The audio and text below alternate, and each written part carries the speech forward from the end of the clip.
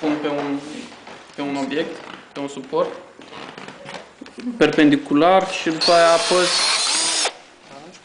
Da, la școală, exact. Găurile sunt încrucișate? Exact. Dacă... Și este în cruce ca să putem să le prindem ulterior cu... În fine, aia nu mai am. Și gaura se face imediat sub... Așa, da, important e asta. Deci gaura este aproape de marginea asta. Deci găurile cât mai aproape, în fine. Și nu sunt egale, adică e ochiul metru.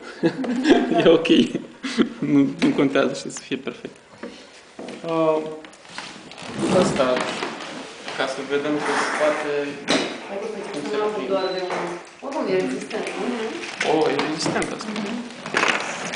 Deci, se trece aici bută, dar o să trecem un... nu știu cum se numește material. E o sârmă învelită în plastic. Folosește la rufe. Generița, așa? Așa.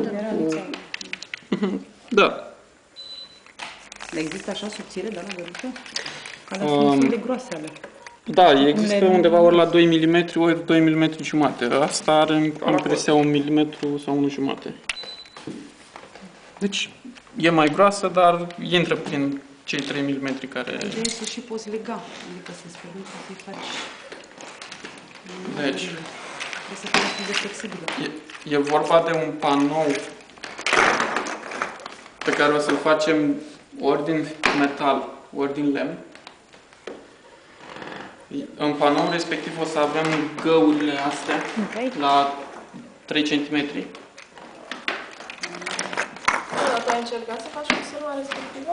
Asta zic, să-ți permită să o legi, să Da, aibă